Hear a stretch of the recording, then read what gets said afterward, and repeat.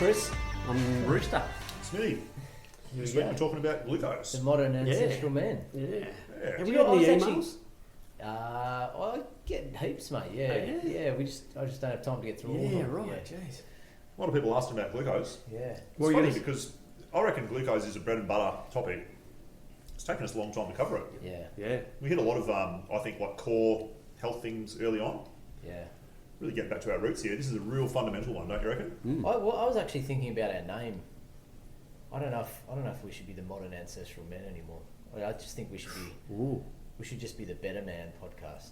the Better Man podcast. Yeah, because Well, we're just, you know, Trying to we get seem to be focused on men's health a lot. We talk about women's health a little bit, Yeah. but we're three men. I don't Well, I don't really know much about periodical cycles or anything. the periodic table, the science and stuff. We talk about a lot of science. Well, if we call ourselves Better Man, can we use Pearl Jam's song as Absolutely, a yeah. intro? And then, finish with- Better Man. You're going to their concert, aren't you, mate? Maybe just hit them up afterwards. Absolutely. And, I love Pearl Jam. Oh, me and Ed, we're pretty good mates. So just, Yeah. how's it going, buddy? Go surf with him down at Margaret River when he's Yeah. here. you're a member of the fan club, aren't you? Oh, yeah, of course. Hey, you're in with them. Just hit them Yeah. up. Just 45 seconds, that's all we Just- need. Yeah, Mm. he'll let us. Maybe we could bastardise it a bit and do our own version Yeah, of, yeah. you know, you're a bit of a demon on the guitar. Yeah. Well, why don't The we rest is learning.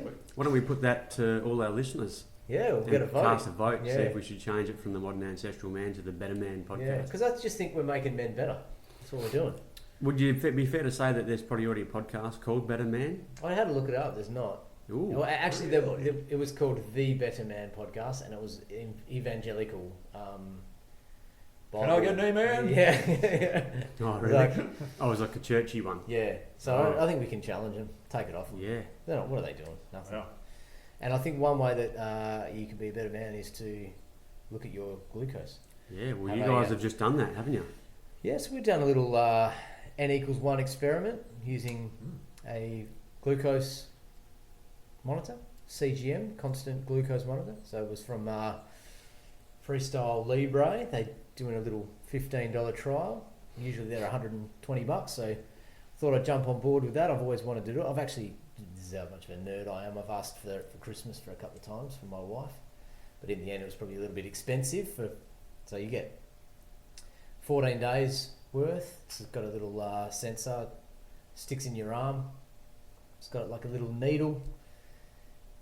It's got a sticky bit, sticks on your arm. You can kind of see people wearing them, sometimes on the back of their arm, or some people have them different constant glucose monitors, or CGMs we'll call them from now on. Some of them are stuck on their belly, usually for type 1 or type 2 diabetics. But it depends on who you speak to in the longevity community. Having a good understanding of your own blood glucose and how it works and how it reacts with different foods,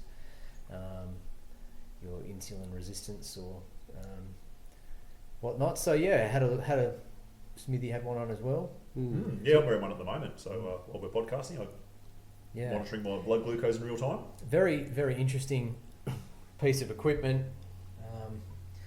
We talked about cholesterol. We talked about we haven't really talked about a phenotype called a lean mass hyperresponder, which we can talk about later in this podcast. But especially when we compare glucose readings, yours and mine, Smithy. But yeah, very very interesting. I really wanted to look at it and just see how my body reacted to a lot of things like fasting. What happens when I eat certain foods? So I went on a bit of an experiment. I eat probably a paleo sort of diet, meat, eggs, a little bit of fish, nuts, seeds, not walnuts obviously, fruit, a lot of fruit and vegetables. So that's my main diet, and there's a lot of carbohydrates in there. So maybe we could talk about how blood sugar works, I suppose. And just a little bit of a warning for those people who want to try this out. So what was the company name that you bought it from? It's an Abbott product. Freestyle Libre is the name of the Right. product. Yes, And because I did buy the same one as you guys, but I couldn't connect it to my app, which was on a Samsung phone, whereas you guys had it connected to an Apple phone. Yeah, mine's Yep. on an Apple. Yeah, And if you do read some of the feedbacks on it, people have bought it and been disappointed that it won't connect the apps to their Samsung or their Android. yeah. Mm. That's interesting. Yeah, because I found it quite easy. Yeah. The $15 trial was great. You can just go on their website, sign up. You can only get one per household, which I found out. So there is ways around it. It's a shame they won't give you two, so each if you're a couple, that each of you could do it. But one is still good. I tried to buy a second one for my wife, and the guy rang me and said, just change the phone number. I said, okay, cool. It was nice of him to do that. He knew what was going on. So before we go into talking about your results of monitoring your blood glucose, should we talk about what blood glucose is? Yeah. For the blokes out there that don't know. And my knowledge of blood glucose is pretty limited. I haven't really looked at it as deeply as you guys have. But it is basically just the amount of sugar or glucose in your blood system, isn't it? Yeah. Yep. And our body regulates that to keep it at a status with activity through the liver and the pancreas. So Exactly.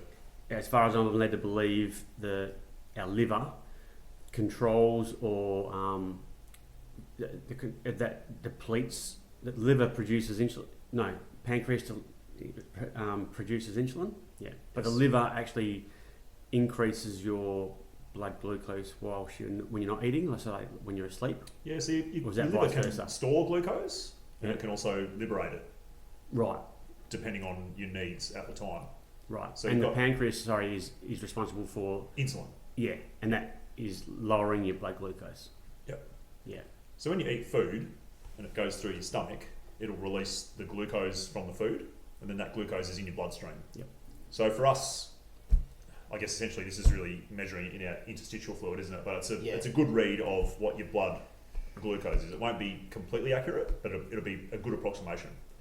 So if you have a meal of food and it's got, well, most food has a component of sugar, you'll eat it, it'll go into your stomach, and then essentially that glucose will absorb into your bloodstream. Yep. So now you've got all this glucose pumping around your bloodstream. Now it doesn't mean that it goes into your cells, which is where you need it. You need insulin for that. Yep. So after you eat, you've got say 5 millimoles, or some arbitrary number of glucose in your blood. We want that to go into our cells to make energy. So we want it to power our brains. Yep. We want it to power our cells of our muscles, all these different things. Glucose released from your pancreas is like the key that unlocks the door to the cell for the glucose to go from your circulation into your cell where you want it. Because you don't want your glucose in your blood to be very high. You want it to be reasonably low, because it can be inflammatory and damaging and all that sort of thing. And that's the downstream effects of having diabetes when you have constantly high blood sugar. If you eat a poor diet and you've got other issues like you carry weight, maybe you've got like metabolic syndrome, then what eventually happens is you get resistant to the effects of insulin. So insulin will get released from your pancreas, but after a while, that insulin stops being as effective. Right. So the key doesn't unlock the door. Key doesn't work very well anymore. You've got to jiggle it a bit. You know, the key's not working that well. So that's when you're insulin resistant. So you start to get insulin resistant. Right. So and also your pancreas can stop producing as much insulin. So there's a few different ways it can happen. But essentially, that key stops unlocking the door to your cell. So rather than that sugar going where it needs to go, which is into your cell, now it's circulating around in your bloodstream. And it can be quite damaging. It's not that good for you. Yeah. And even though you've got all this sugar circulating around in your blood, it's not even getting into your brain to make your brain work. And your brain essentially runs on sugar. Like it can run on ketones and things like that. But essentially it wants to run on sugar most of the time. It's the easiest way for it. So diabetes is quite damaging. Like you're walking around with this high blood sugar all the time, but it's not going where it needs to go, which is into the cells. So what we want to do day to day is you want to keep your blood sugar relatively stable, and it definitely goes up and down heaps, as we've seen with these monitors. Like it's very variable, but you want to be sensitive to insulin, which means not always having high blood sugar where you're always pumping out a lot of insulin. And that comes through metabolic health and basically making good dietary choices. Yeah, right. Okay. So does that make sense? Yeah, it does. Yeah. Yep. So if you were on a keto diet and you're eating predominantly fat in your diet, you're going to have low blood glucose levels because you're not consuming a lot of carbohydrate type foods that produce more glucose. Yep. That's not a bad thing, is it? Because your body can still function well on ketones. Depends who you ask. We might delve into that a bit later, because there's definitely very different schools of thought on the matter. There's like the pro keto carnivore camp. You know, carnivore is a form of ketosis if you follow it strictly. There's a high carb camp which is emerging. You've got in the middle, which is sort of your Mediterranean diet, which has always been sort of correlated with longevity. Yep. So there's all different schools of thought on the matter. Some people will say being in ketosis is really bad for you. Some people will say that's what you should do for your whole life. Yep. And it probably is variable for individuals. Yeah. Like what's good for me might not be good for you. Yeah.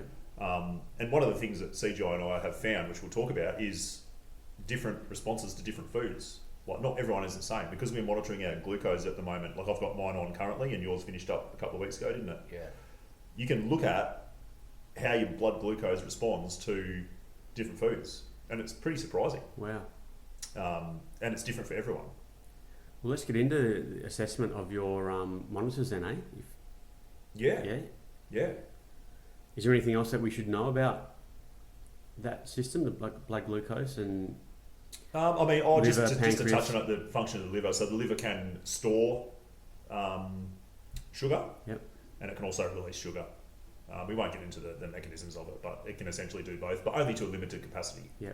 And so will that do that whilst you're sleeping or fasting or or not consuming, not eating? So if you're fasting, up to a point, your liver will release enough stored, it'll release like glycogen, make it into glucose so that your blood sugar level is enough for you to function. Yeah. And it'll do that for quite a long time. Your body is really good at maintaining like homeostasis up to a point. But it does definitely fall down if you have really high glucose for a long time. Like we talked about, those pathways of insulin and stuff do become less effective, and that's where you get problems with diabetes. Yeah, okay. Especially if you're eating too many carbohydrates. Yeah. You there's sort of you become dependent on carbohydrates. You consume them, your body then uses the immediate energy, stores the remainder in the muscle cells and the liver. Any excess is then probably stored as body fat. Stored as fat, yeah, exactly. And then that cycle happens after you eat. If you're eating a very, very high carb diet, I think that cycle then continues, and after 2 or 3 hours you're hungry again.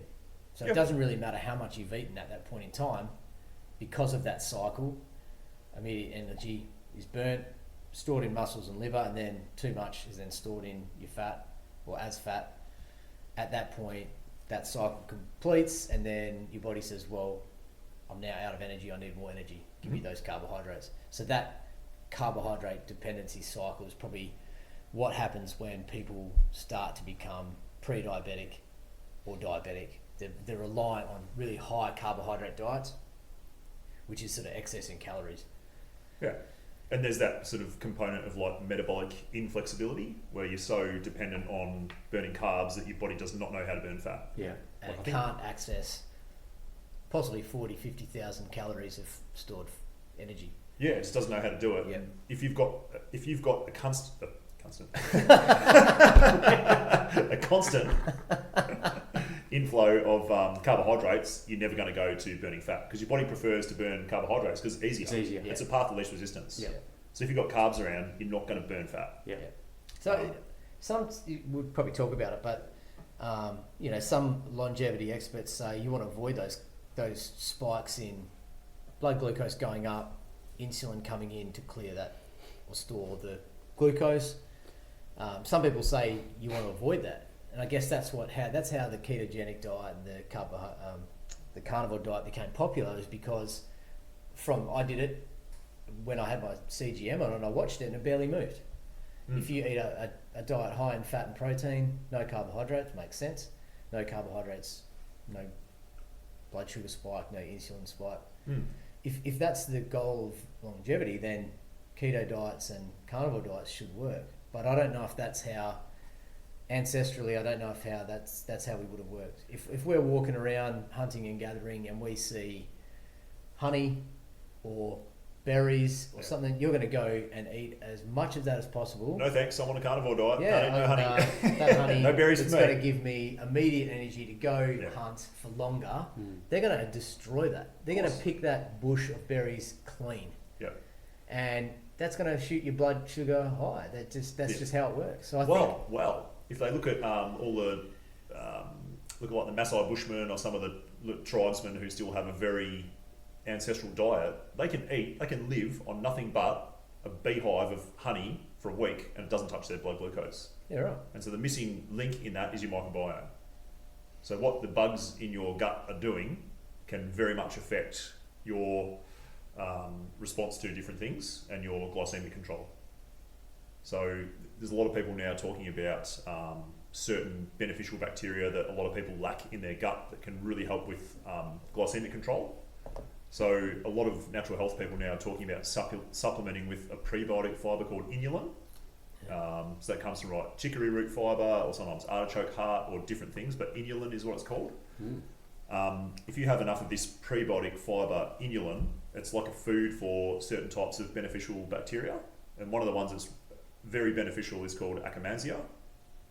So I think something like a third or 45% of the population lack this beneficial bacteria. Wow. But if you have it, your blood sugar level is much more stable, you carry less body fat, and you're metabolically a lot more healthy. So there's definitely, blood glucose wise, a link with your gut health, your gut flora. And I reckon, and I'm sure some people have probably proved this, that when we go on to talk about like our individual spikes with different foods, it's probably a lot to do with your microbiome and what's happening at that level and the healthy gut. Wow. So you're saying that these African tribes like Maasai and all that have large amounts of that inulin in their gut biome? I guess they just have such a diverse microbiome in all different forms, gotcha. due to their lifestyle and diet, that they just have very stable. So they would like live off honey and stuff. For, like you said, they find a beehive, they're going to eat it, right? Because it's easy energy, or they live off berries for a week, whatever. But they're not getting these crazy spikes like we get these days. They're getting quite a smooth line if you're looking at your blood glucose. It's so interesting. I never even considered the fact of blood glucose and gut biome. Yeah, I think the it's connection pretty closely related. Wow. And also the health of your gut lining. Yeah. So like, do you have like a leaky gut? Yeah. Do you have a lot of inflammation? You know, inflammation is going to lead to spiky blood sugar, and then you've got all these other stress hormones and stuff. So it's sort of quite a big area to talk about. And I was really surprised, like looking at my blood glucose. I've been testing this thing, so I've had it on for about 8 or 9 days, and I thought, right, I'm going to test everything. In this app that you get through Freestyle, you can put a note in every time you eat a food. So especially for the first 5 or 6 days, I was religious. Every time I put anything in my mouth, I made a note, and then I went back and looked at it, and I was looking for spikes. I wanted to look at what spiked me. And I am different to you guys. I follow more of a Mediterranean diet. I eat bread, very good quality bread, gluten-free every day. We still have pasta a couple of times a week. I'm definitely not carbophobic. I eat a lot of ripe fruit. So my carbohydrate intake would be quite high. And I thought, oh man, when we have pasta, this is going to smash me, you know, like I'll have a meal of pasta, this thing's going to go through the roof. It would sit on 5 and it wouldn't move. Oh, that's interesting. I wonder, because, sorry to interrupt you there, but that's interesting because I did, when I had mine on, I used it as a bit of an experiment. So I had a crunchy, a full, you know, wouldn't have had a full one of those in years. 49 grams of carbs or something. And that went through the roof. And maybe that's because I haven't used it. Like if you're, like you were saying about your gut microbiome, you're used to pasta, you've got probably the components in your gut to deal with it, break it down, so it's not going to spike too much. Maybe I've just got to eat crunchies all the time. Well, this is a little bit my theory. And then, so pasta for me, like we do eat pasta regularly, it doesn't touch my blood glucose, doesn't spike it, keeps it flat. If anything, it goes down a little bit. Oh, carry on. In the morning, I always have, we have our own chooks at home. We have Hang our on, own. I will interrupt you. So when you have pasta, what are you having with it? Oh, it varies. Sometimes we have like a vegetarian-based one. We'll have like red onion, broccoli, mushrooms, olives, avocado, some spinach leaves, some red capsicum in olive oil base. Right. So with some fat, which I think is one of the keys, to have fat with your carbs. Yeah. Sometimes a chuck that's in what some that's pine what I'll nuts. get to. Yeah. Carry on about your chickens. Yeah, well, you know, sometimes with pasta it's like a bolognese sauce. Sometimes have like a ragu because we eat a lot of meat. We eat red meat almost every day. But in the morning, like we raise our own chickens. I have our own good quality eggs. So I have 4 or 5 eggs pretty much every day of my life. I have that with a whole avocado on bread with some sauerkraut or some kimchi. And I thought, 3 pieces of bread, that's going to raise it. Didn't touch it. Is that bread sourdough bread or normal gluten wheat bread? It's gluten free. Right. It's a sprouted quinoa usually. Oh yeah. So it would probably be lower GI, I guess. Like, it's definitely not tip top or some sort of like white bread. I haven't tried white bread because I don't eat it. I don't rate it. Yeah. But I was happy to see that those things I eat regularly aren't spiking up. But mate, if I have a banana, Jesus, that thing's going up. My blood glucose is going to like 9. Really? It's spiking hard off a banana. What's the theory behind that? So this is interesting. Yeah. So I would have a banana on its own. Did the same thing. Yeah. If I had a banana with a few spoonfuls of peanut butter, so I'd maybe go to 9 or 10 with a banana on its own. Yep. I'd have. So this is why I'm getting back to what you had with your pasta. Yes. So then I would eat. So then I tried a banana with, because it's a kind of a snack that I would have, with banana, a bit of nut butter or peanut butter or something, and it barely got to 6. Wow. So I was of the theory, and I don't know, I couldn't really find much information about it, but when I was eating a high carbohydrate diet, someone talked about it actually, it might have been Huberman, but if I had a high carb meal, say pasta, if it was eaten with fat and protein, no protein, it did the same thing, didn't get anywhere. But if it was just straight up, if I just ate up, I didn't do that, but if it was just straight up pasta, it would go to 9. Yeah, interesting. So same with an apple. If I ate an apple on its own, it'd spike up really high. And I think I said my wife got one too. My spikes would go up and then come down. Hers would go up and almost to a point. It'd be like a spiky mountain. Oh, right, and plummet. Yeah. Where yours would sort of like eventually go over. Yeah, like hit a little plateau kind of thing and then come back down. So I don't know what that was about. A lot of the time. So hers would be worse because she's like dramatically going up and dramatically going down. Yeah. So the other thing that happened to mine was. Is that right? Is that a worse condition? Oh, it might mean she's quite insulin sensitive. Yeah, well, that's kind of what I thought. Pancreas releases a bit of insulin and it immediately corrects it, so it might be a good thing. Yeah, right. Because you don't want those times out of range. Yeah. So maybe the quicker you come down, the better it would be, possibly. So yeah, they kind of say that glucose tolerance test that the doctors give you for diabetes, it's 75 grams of pure liquid glucose, and they sit and watch you for 2 hours. Yeah. And they watch how quickly your blood glucose comes back down. So they say within 2 hours is fine. Whether it is or not, I don't know. You know. Do you know the range they use for that? I've never done a glucose tolerance test. Do you know what they get to? Oh, as in what they're wanting it to go under after 7.8. Oh, okay. So yeah. All right. So after 2 hours, 7.8, mine was coming. So my wife was going up, coming down within 10 minutes. Yep. Mine was going up, plateauing, and it almost looked like a heartbeat. It would go up and then it would dip right down to like 3, and then come back and level out. Right. Yeah. Yeah. Okay. But over what sort of time frame? Like longer than hers? 20 minutes, 30 minutes. Oh, okay. Yeah. So not 2 hours or anything crazy like that. Yeah.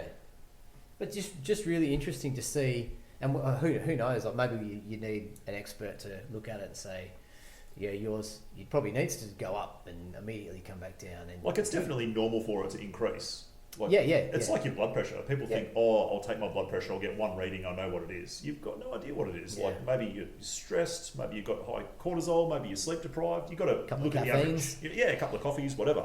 Maybe someone has scared you. You know? Like it's very movable. You know, it's very variable. So I guess you're looking for your average glucose to be as low as possible within reason. And this app's good because it gives you your average glucose and also your HbA1c, your hemoglobin A1c, which is a sort of a measure of like your 90-day average of. Yeah, it's an estimate. It's an estimate. It's not as accurate as a blood test. Having said that, I think it's an approximation. I had a blood test, so I had that on. I found that the app ran a little bit high. Yeah. So I went and had a resting, was 4.8 or something, resting, and then mine usually sat at 5.5. The whole time, and my A1C, it said it was 5.1, and I went and had a test. It was 4.8%. Right. Yeah. So, yeah, it's pretty good. Yeah. So just before we go on to that, what you're just going to go on to there, that whatever. Yeah, HbA1c. Yeah. So if for the average fella out there thinking about blood glucose, how does he recognise that he's had a significant spike in his blood glucose? Is there any signs or symptoms that he might have? It's pretty insidious. You won't really notice it. Like, do you become shaky? No, you'll shake from low blood glucose. Right. So if you have a big spike and then a really big crash, like one of the signs of blood glucose of less than, some people less than 4, but often less than 3, you'll start to get sort of shaky and your heart rate will increase and you might get a bit sweaty and you'll sort of get symptoms of like your sympathetic nervous system activating, your fight or flight. Yep. And it's essentially your body trying to make up for that low glucose. Okay. But high glucose, you won't notice it. And I've tried to look at this. So I've looked at, I think the highest I've been is 9.2 over the last week or so. And I didn't feel any different whatsoever. Right. And I think that's why they sort of say like diabetes is a bit of a silent killer, because there is no real symptom of having high blood sugar. Gotcha. You just feel normal. But there are symptoms of hypo. Big time. Glycemia. Yeah. Yes. I mean, if it goes too low, you'll start to stop making sense. You can lose consciousness. Yeah. It's more of a type 1 diabetic thing where they haven't given themselves any insulin. So they've got that sugar in their blood, like we spoke about before, but it hasn't gone into their cells, so it's not feeding your brain. Yeah. So if your brain doesn't have glucose, it shuts down pretty quickly. So it's worse to be hypo than it is hyper. Oh yeah. In the short term, yeah. But long term, obviously, high is very bad. Diabetes, yeah. Getting back to what you said, mate, I did actually notice, because I also tried having a bowl of roast potatoes. Oh yeah. With nothing else. And that spiked me a bit as well. Yeah. Well, it spiked me a lot, actually. So my 2 kryptonite foods are white potato and banana. Wow. But breads, pastas, I've tried a bowl of ice cream, nothing. So you've still got your patch on. Yep. Can you go and have now a banana with some peanut butter and see what happens, as Jonesy just described, when he had peanut butter and a banana? Yeah. Actually, I'll see if I've got some here. Yeah, I'll have one, for sure. Yeah. I'll do it for the science, baby. Yeah. Yeah, I was actually thinking, I was wondering if I put it with yogurt, or any sort of fat, if it... Brown bananas. Oh, yeah. Got a white potato I can chew on? No. Yeah, no, all good, mate. I'll do that. I'll update us in a future pod, just very briefly. Yeah. So I'm not done with this. I've got, I think... I could use an apple and peanut butter, couldn't I? Yeah, sure. Yeah, if you want, yeah. But yeah, it's interesting how different people have different spikes. I was listening... Sorry, go ahead. I did various, so I tried sort of low, steady state exercise, not too much of a spike. I tried some high intensity stuff, and that got a real spike. Got up that's to pretty normal. Yep. 8.9. Yep. Interestingly, also I went and had a sauna. Did that spike it? Yeah. Yeah. Yeah, and I was running out of time. I had to go somewhere else, but I would have probably done another 10 minutes. It would have been interesting to see what that extra 10 minutes would have done, because that got pretty high too. Yeah. I had similar range to when I'd done exercise. I guess in a sauna you're going to release stress hormones, aren't you? Because it is a stressor on your body. Yeah. And your heart rate increases. Your a heart little rate's bit, increasing. So everything's working breathing harder. rate. Yeah. So yeah. It's interesting. I did. So I could go for. I went for a slow bike ride and a slow jog. It dropped a little bit. I did like a 5k sort of brisk walk last night. That dropped it a little bit. Dropped it. Yeah. Dropped it. Yeah. I have done some higher intensity cardio and it raised it a bit. So yeah, it's quite interesting. Yeah. It's so interesting, and they say it all the time. Like, if you were a researcher and you looked at what exercise does to your body, you'll be like, "This is terrible. Don't do this." Yeah, yeah. Because it's like it increases your blood pressure. Yeah. It increases your blood glucose. It increases like inflammation. Stress hormones, things like that. If you looked at that on paper, you'd be like, "Don't ever do that again. Yeah. In that case, this is terrible for you." Whereas everyone obviously knows that. Guess it's that chronic and acute exercise. thing, isn't it? It's Yeah. acute. Yeah.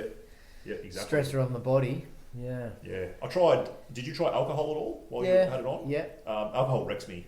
Yeah. And not in the way people think. It drops it. Oh. Yep. Yeah. Okay. So yeah, mine. But see, I was having I had a couple of ginger beers. Oh yeah, you mad dog. Yeah, but so they're really high in sugar, right? So they're 30 grams of carbohydrates. Yeah. I had 2 of those. That got it pretty high. So I don't know whether that was the alcohol or whether it was the. But I had some low carb, gluten free beers, and that didn't do too much. Yes, that's what I had when I was talking about beer. I drink gluten free beer because I choose to be gluten free.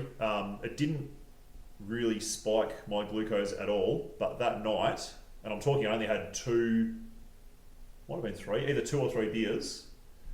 At the time, it didn't really do anything, but my glucose was very low that night, like too low. So it went down into I was sitting on about 3 for most of the night, and I had a bad sleep. Yeah. And I reckon that because it went so low, your body tries to rescue that with cortisol.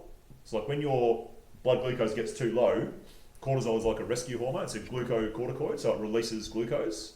But cortisol also wrecks your sleep.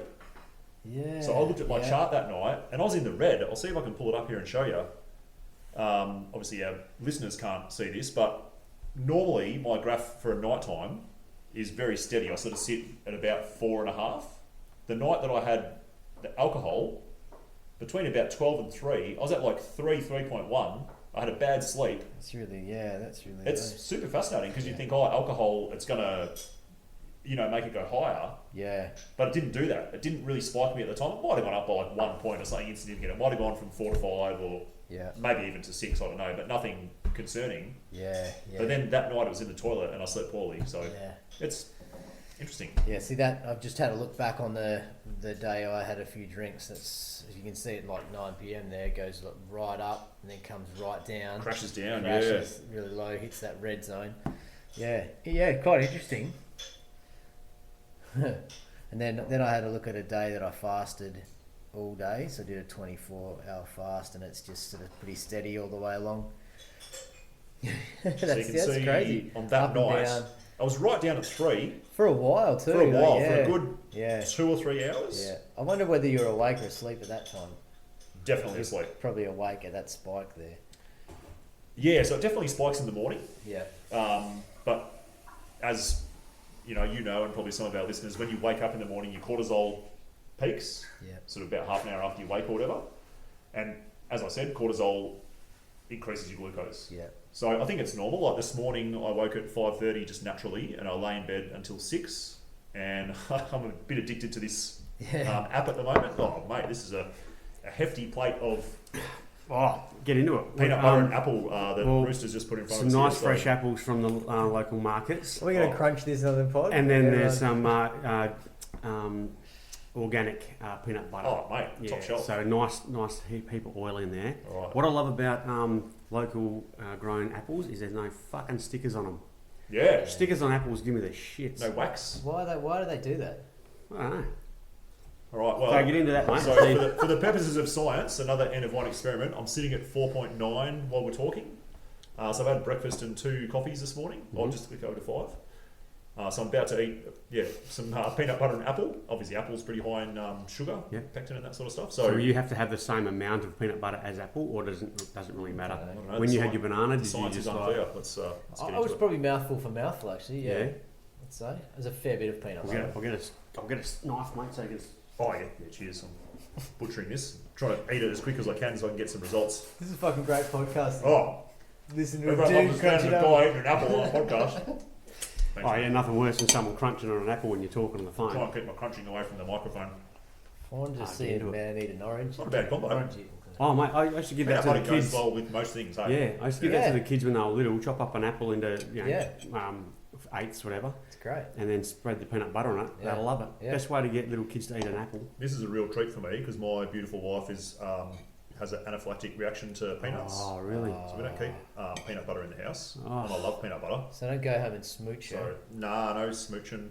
Mate, I will put a spoon in the jar and just scoop it out and eat it. Oh, If so I just need a calorie hit, Speaking of smooching, my blood sugar went up after intermarital relations. Really? Smooching? Ooh. Do you reckon that's due to like, again, sort of hormonal, Possibly. spikes? I'm working hard. Yeah. I'm doing all the leg work. Well, it's like a workout, isn't it? My heart rate's going up, my breathing increases. Yeah. Yeah. But maybe also like a dopamine rush. Yeah. Maybe that. Yeah. That was quite interesting. Yeah, right. Yeah. Interestingly, I went down the rabbit hole. I've been trying everything with this thing. I've been trying as much as I can. I tried nicotine with it. Seems to drop it. Yeah. Well, that's one of the things we've talked about in previous podcasts. Have a bit of a try of that. So, yeah. But, it's just interesting to see or hear longevity experts talk about if we want to avoid those spikes of up and down. Do you want to keep it fairly low? Does that mean that then when you eat your carbohydrates, you want to have a fat source or a protein source with it to reduce those protein spikes to the spike? Or, if we're having flat out, a cookie or a banana, is it worth having a spoonful of some nut butter with it just to... or grab some yogurt or something. Just to see... is that where the old traditional cookies and milk come from, maybe? Oh, maybe. Maybe you should try that one. Maybe I will. Yeah, you better. Don't really eat biscuits or drink milk, but... So that's an interesting finding. So some fat with a carb, and so what's a low GI carbohydrate? Yeah, is probably preferable to a See, high I never really. I'm not really sure about. I buy into that low GI, high GI shit. No. Because it's all the same, right? So a white potato is at the same glycemic index as a sweet potato, not as scientists say, but it's all a carbohydrate, really, isn't it? If a apple is 25 grams of carbohydrate, a banana is 25 grams, you got 25 grams of potato. Is it going to do the same? Is it going to do the same thing? Well, I think what we've proven with our very unscientific dual N of 1 experiments is that it's incredibly variable. Yeah. So honey is known to be obviously high in energy but low GI. Yeah. So I tried a spoonful of honey at home. It put it up, but not crazy. Like I went up to 6 or 6.5 or something. See, I was under the impression that low GI glycemic index meant that the release of blood sugar was longer over time. Exactly right. So I never found any food with carbohydrate in it went up. Oh, hang on. Banana did, didn't it, for you? What are you saying? It never really went up and then plateaued out and then come back down. The only times it did that was when I would go for a walk afterwards. So that was the other thing they talk about. Resetting your blood glucose or blood sugar back to normal is by doing some type of exercise after you've eaten. Yeah. So if you've got a high carbohydrate meal, a post meal walk helps level that out and bring it back down. So that's what I found. Anytime I did exercise and it didn't have to be too much. It could have been wash the dishes afterwards. So any muscle movement, I tried a few push-ups. Yep. And then I tried walking. I tried actually going for a 5k run. So they kind of plateaued it out and brought it back down. Yeah. But none of these so-called low glycemic ones on my app didn't plateau out and then come back down. No, it wasn't like a not slow like you release. Think it would, where a fast burn versus a slow burn. That's what I thought. But some of them may have been not as high. So banana got to 9. What was it? Something else got to about 6. So maybe it didn't spike as high, and maybe that's got something to do with the protein, fat, carbohydrate ratios in it. I think that's a big part of it, mate. I believe. Yeah. Definitely the walks after a meal are really good for resetting spike or avoiding spikes. Yeah. That's a really good method. So after you've eaten, how long does it take for the monitor to appear on your usually about 10 minutes. Is that right? Yeah, so not instant, but... So roughly 10 minutes for your body to start showing glucose in your blood system. Yeah, right. So even though that food's probably not fully digested, it's still within a short period of time. Okay. So that's handy to know. That's handy to know for someone... crunch. About to do a bout of exercise. So within 10 minutes, you're going to have sugar in your bloodstream. Yeah. I mean, one thing I haven't tried is like guzzling like a can of Coke or something like that. I imagine that would be quicker because it's got such a high carbohydrate load And it's and fluid. it's liquid, so it's going straight into your stomach. It's almost going to start absorbing and getting transported almost immediately. That's what happened with ginger beer for me. Was it? Yeah. It went real quick. Yeah. Whereas that kind of a bit of a slow burn, 10 Yeah. minutes. The other one was, Yeah. Wow. yeah. Yeah, I think right. But- fibre will change it. The other thing is Such a getting to fibre. that interstitial fluid. Yeah. So your blood glucose might be a little bit different to that. So it might be quicker in your bloodstream. I agree, mate. Yeah. Yeah. Yeah. So far, this is riveting viewing. It hasn't moved even one decimal point. No. I reckon it's been 3 or 4 minutes in, or something like that. Yeah. They're just interesting when you look at the various different diets that are out there Oh yeah. and what the glycemic load of food you have would do for that. Mhm. You know, I've sort of come around a bit. I used to be a big sort of keto fan. I've always sort of probably had a paleo-esque diet. Mhm. Then I tried some keto. Then I tried some carnivore. Followed the progression of that's how it Everyone- went, isn't it? Like yeah, we sort of started trending. right back in the day. It was the Atkins diet. Yeah, Everyone yeah, was mad for that for a while, just Yeah. bacon and eggs flat out all day, and then we sort of Yeah. went to paleo. Yeah. Paleo was big for a bit, yeah, then keto was big for a long time. You know, now carnivore. yeah. And this animal-based one that Saladino and a few others do, which I think would probably, if you look at what an ancestral diet would be, it'd be probably close to a paleo, close to this animal-based thing where you're eating meat, hunter-gathering, Yep. and then fruit when it's abundant. Yep. Summer, fatten up for winter. Yep. Build up your fat stores throughout winter. We talked about that carb cycle there, where you ingest your carbs and store some as fat. So yeah, I think it's just sort of interesting that I've probably settled on more of a paleo diet, going back to that, which is more the animal-based sort of one. But I kind of like a few nuts and seeds and fish and eggs and veggies. Not a ton of veggies. I reckon I've sort of toned them down a bit, but Yeah, I think ripe fruit is a good choice. yeah, If you can tolerate it with your glucose yeah, levels. But I'm more of a, I reckon 33 for your macros, roughly. Yeah. I can't get away from that. I think we need carbohydrates. We definitely need fats and we definitely need protein. yeah. I wouldn't really call it a Mediterranean diet because Mediterranean is low in red meat. I'm a big believer in, meat and fish, but particularly like ruminant meat, red meat. So I reckon my diet would be like some hybrid between like paleo, Mediterranean and carnivore. Yeah, yeah. or something like that. Yeah. I agree with red meat. Yeah, roughly thirds of your macros. Yeah.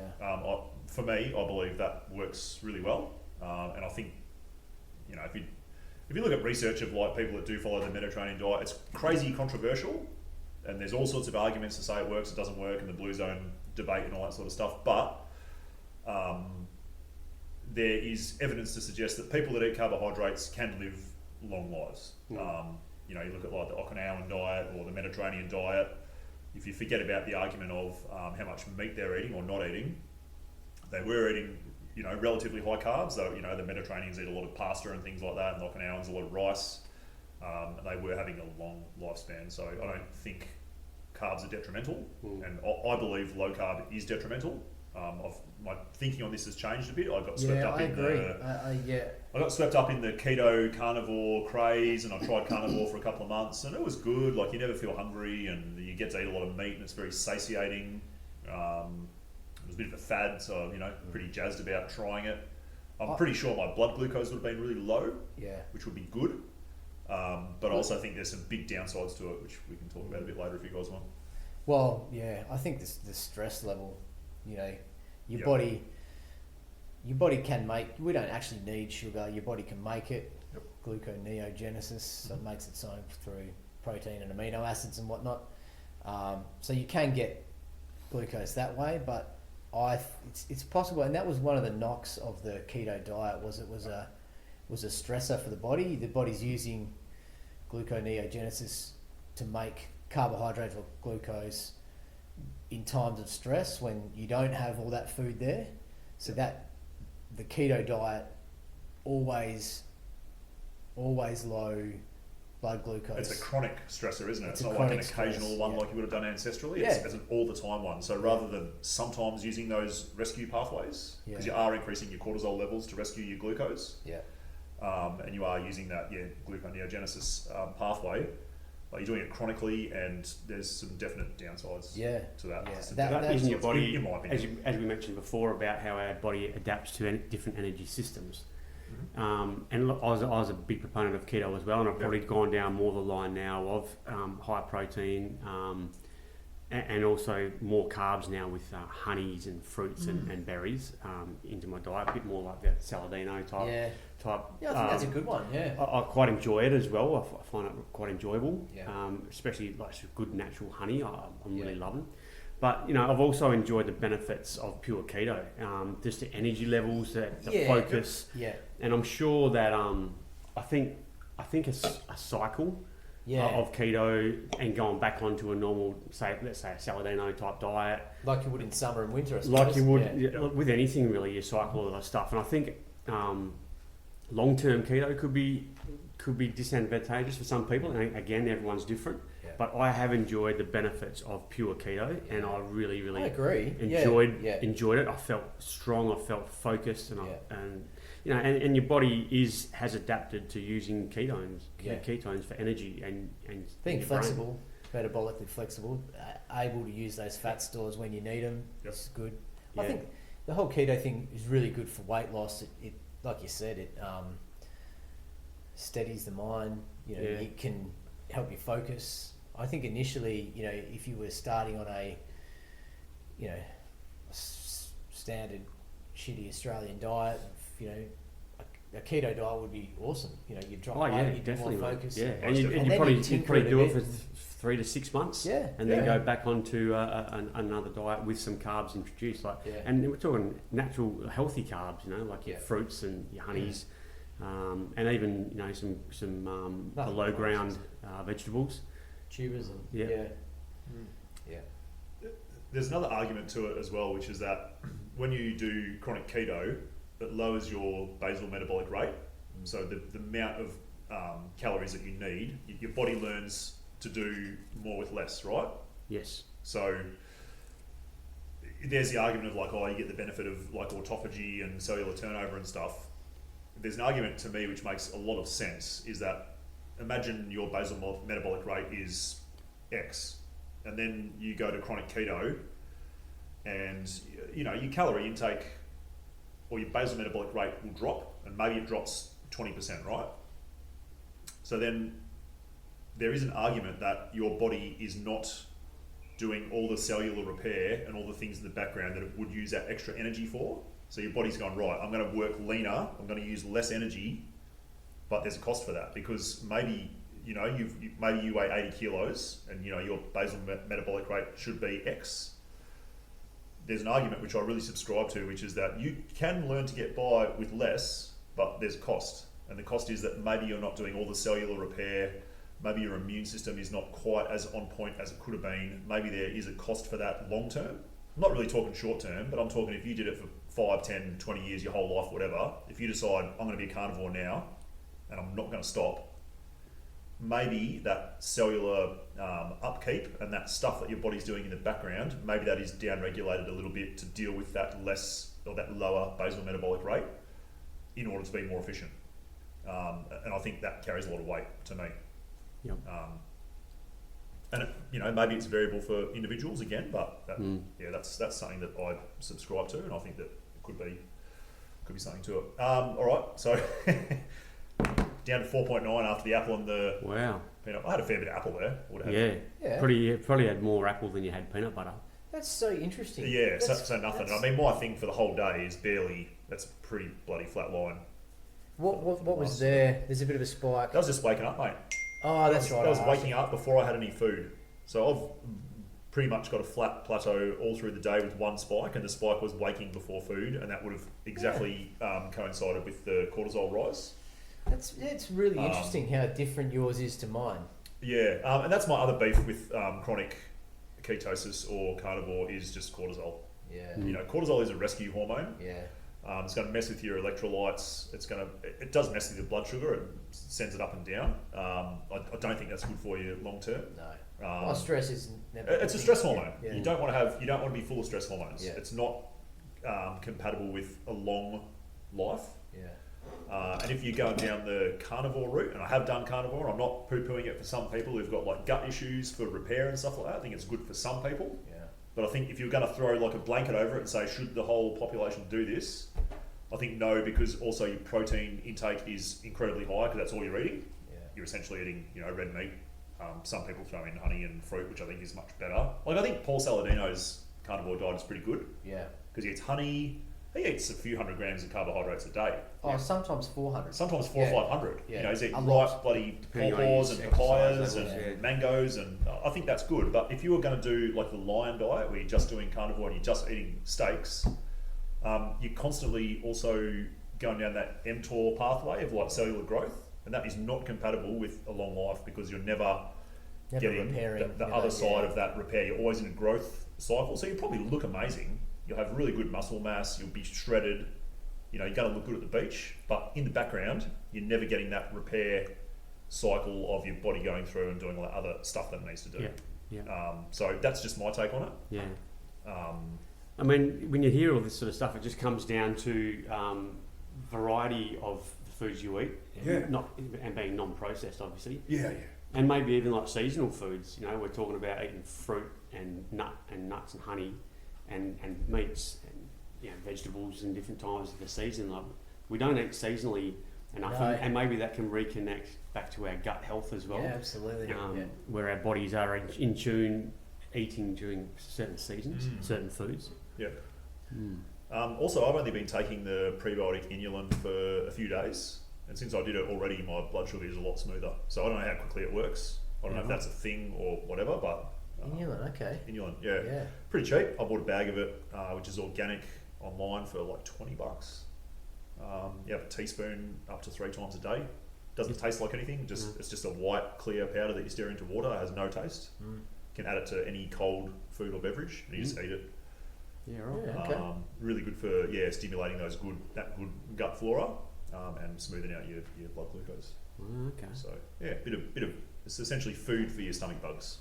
Yeah, right. Bulk nutrients, is that what you got? No, I got it from Nourish Me Organics, maybe, or something like that. Some sort of organic place. Yep. I just wanted to get an organic one if I could. Yeah. And there wasn't really any cost disadvantage to going down that route. While we're on gut health, there's a good show on Netflix on this. If you've seen it, it's called Hack Your Health: The Secrets of Your Gut, and it's quite a light-hearted, 45-50-minute documentary. Excuse me, on your gut health. Oh yeah. It's really, really interesting. It goes to the point of a brother and a sister, or at first a girl and her boyfriend. She has some issues with her gut, so he shits into a blender. Literally, they blend a turd, and then they put the blended turd into capsules and freeze them. And so she then eats the tablet once a day to ingest his microbiome. I can't remember what it's called.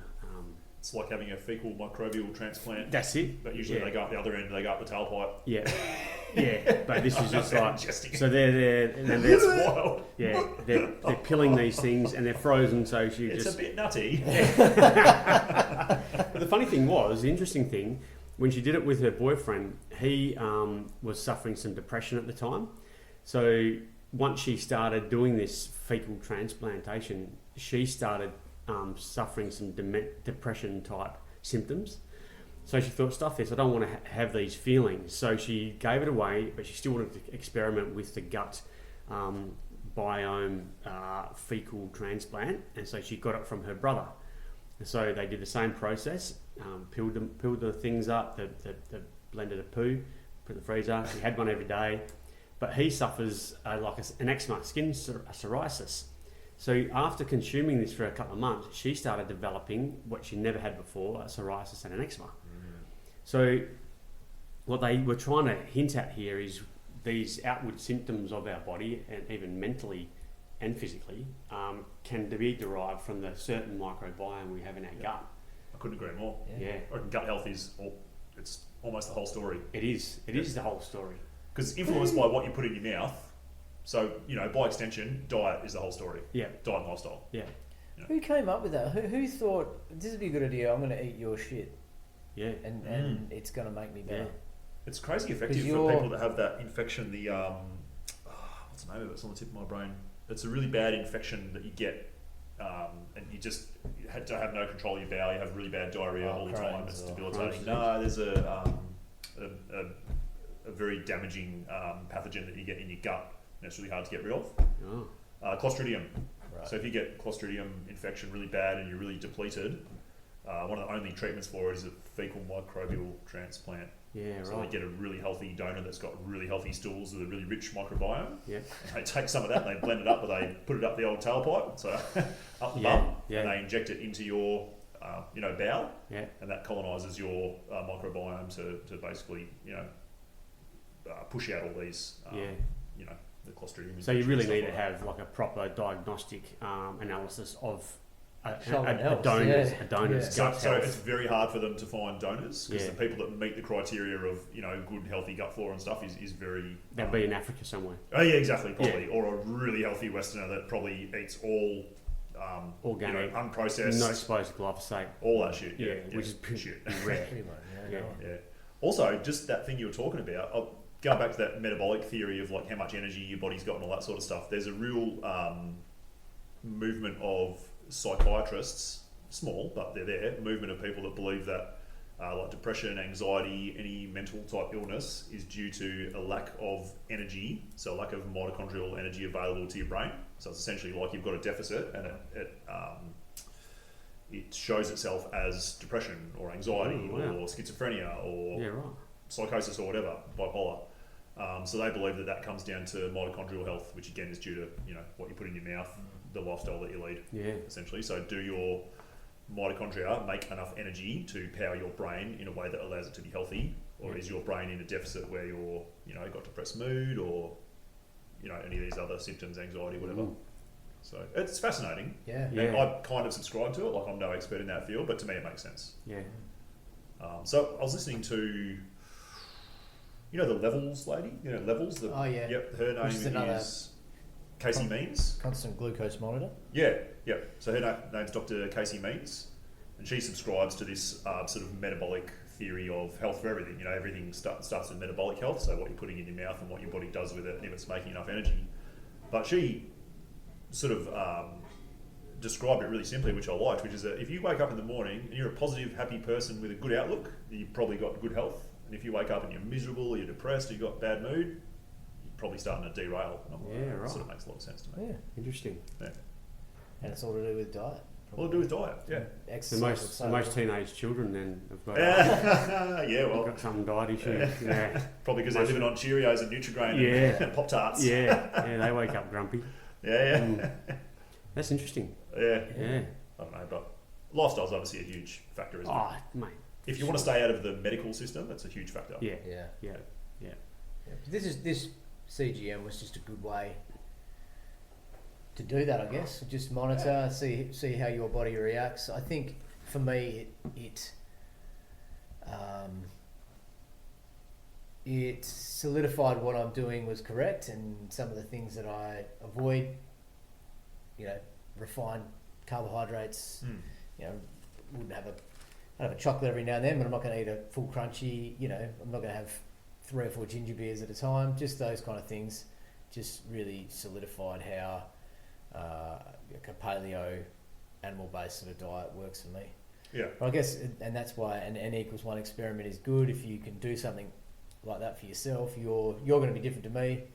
Bruce is going to be different to probably both of us. 100%. So yeah, this $15 trial, I thought, being a bit of a data nerd, was pretty awesome. I was pretty happy. It's a no-brainer, I reckon. I was pretty happy doing it. It's personalised health advice for you, isn't it? Like Yeah. what works for your body doesn't Yeah. work for my body, doesn't work for anyone. It's for you. So Yeah, the Really data hopefully doesn't lie. yeah. Get No, on. it's Was there anything else that was quite significant in your finding, in your data? it really put me off. I know how bad alcohol is, Yeah, and I enjoy a drink. yeah. But the fact is, I don't feel good when I drink. and the numbers on here didn't lie. So I crashed into the floor overnight. My glucose was down to like 3 overnight between like 12 and 3 in the morning when I had only a couple of beers, which ruined my sleep. So yeah, explain that, mate. How that affects your sleep? So cortisol will rescue you when your glucose gets too low. So your body will release cortisol, which is a stress hormone. That will artificially raise your blood glucose. Yeah. But it's a stress hormone. It doesn't help you sleep very well. So people with high cortisol do not sleep well. So like if you're chronically stressed, your sleep's usually in the toilet. Yeah. It's due to all these stress hormones circulating around in your body. So, see, when you told me that, I sort of put 2 and 2 together of some of the just personal research I've been doing on my own sleep. So often at night, I'll do some stretching in front of the telly. I'll chuck on YouTube and I'll just pick up on some world events sort of thing. I find myself in the middle of the night rehearsing the news, the bad news more often in my sleep, and my sleep is so fucked and shallow, and I feel like I'm having nightmares of the news that I watched prior to going to bed. Right. So I'm thinking, am I increasing my cortisol levels, my stress levels from watching this shit on television and then going straight to bed? Yeah, potentially. And I've read somewhere where we can actually mould our brains with the news that we interpret, particularly in the hours before bedtime. So your brain... How do you mean? Can you as in you're more susceptible to it, or you're able to... Yeah, so your brain will become more, that's, for want of a better word, more negative in your everyday sort of outlook of life and your habits, the way you go about things, when you're consuming more bad news or input prior to bedtime. And when you go to sleep on it, that's adjusting the chemical makeup in your brain. I don't know whether that's cortisol levels or what, but I've now since just thought I'm not going to watch television or the YouTube before I go to bed. I'm going to read a book. Whether the real Anthony Fauci book is going to cause me nightmares as well, I don't know. Maybe I should be reading some sort of fantasy book, I don't know. But nightmares about AIDS treatments and all sorts of crazy, bizarre stuff. But I found that interesting, and I guess that's related to that cortisol level, mate, and where your sleep is affected by it. I think it definitely doesn't help. It's a bit like if you do super high intensity exercise right before bed. They say if you want to sleep well, don't do that. Yep. That's probably going to knock up your cortisol as well, because that's a stress hormone. And if you're doing super high intensity exercise, that's obviously a big stress hormone. Maybe we should do a session on cortisol. Yeah. That'd be cool. Hey, just while I'm thinking of it, I know someone who's been a chronically bad sleeper their whole life. Like for 40 years, they've had terrible sleep, and they've tried, melatonin, Valium, all the conventional pharmaceutical stuff, all sorts of remedies, and it's never really fixed their sleep. And they stumbled across a doctor. I was just trying to find his name on my phone, but I can't find it. But he recommends a natural remedy, which almost everyone has in their house, as a sleep aid. And I sort of thought to myself, oh, that wouldn't work. But it's essentially hot water with honey mixed into it. Honey, cinnamon, paprika, and black pepper. Apparently it tastes bad, or a bit bad. It's an interesting mix, pepper and paprika and cinnamon and honey. Cured their sleeplessness. Wow. And this is over and above Valium, melatonin, like pharmaceutical melatonin, all these different aids. I was given the doctor's name and like a link to the website, and I haven't gone into the physiology of why, but I'm just thinking if honey is, a low GI, supposedly steady sort of carbohydrate, maybe it's avoiding a cortisol spike, which will upset your sleep. But apparently this has been a game changer. So warm hot water, honey, cinnamon, paprika and black pepper. I don't know the quantities, but I'm sure if you went online and you DuckDuckGo'd those ingredients, it would probably come up with this doctor's recommendation. But apparently this has been a game changer for this person. I'll give that a go. So I salt, honey, and water. I've heard is good too. Okay, so maybe it's something to do with the glucose of the honey. Maybe it's avoiding those cortisol. Right. So I don't know what it is, but I mean, if that worked, it definitely works for this person. They've found it to be a game changer. If that works for a percentage of people, that's pretty cool, isn't it? It's all natural. There's nothing bad in that for you. Yeah. You'd rather take something like that than some medication, wouldn't you? Valium or something. Yeah, for sure. So that was cool. Interesting. Yeah. Just checking out. How's your glucose levels now, mate? Quick check. What have we got? 5.2. So it hasn't really changed at all from eating a whole apple with peanut butter. You're in glucose It's a Mediterranean diet, mate. You've got to get on it. You just got to... I mean, the other thing is if you stay in ketosis for a long time, you do a glucose tolerance test, you'll fail it. Yeah. You straight up will. So if you go to the doctor, if you work in an industry where they're going to force you to do a glucose tolerance test and you stay in chronic ketosis and they glucose tolerance test you, you'll 100% fail because your body's not used to those spikes. So what we need to do to prove that the peanut butter was the one that prevented your spike in glucose with the apple, you need it tomorrow. Eat just a whole apple on its own and let us know how that goes. I'm also going to try a banana with some fat, so some fatty yogurt or something like that. I'm going to see if it spikes me because the other couple of times I've had a banana, it's killed me. It's gone up to like 9. Interesting. Yeah. Whereas ice cream didn't spike me. You know, but ice cream is obviously high in fat. Heavy to fat, So it's interesting, and I'm sure that's very different for people. But yeah, you know, for our listeners, trial that thing. It's a really good. I don't know how long that is going to run for, the $15 trial, but I think it's a no-brainer. Try it. You know, there's not really any downside. No. You're going to get some good personalised data, and then you can work out what's working for you, what's not. There you go. It keeps you mindful of your diet for a couple of weeks. Yeah. I mean, I've also been trying to do ruin my diet a bit as well to test it, but it does put it in the forefront of your mind of like what things do to you. Yeah. Interesting. So Jess, Good shit. Yeah. Get them air guitars ready. Yeah. Finish with that. Air guitar. Bring it on. Stuff. Yeah, that was good. Right. Good boys. Thanks for your input on that and sharing your personal medical information. It's been test dummies. Trying to be better men, aren't we? That's it. Yeah.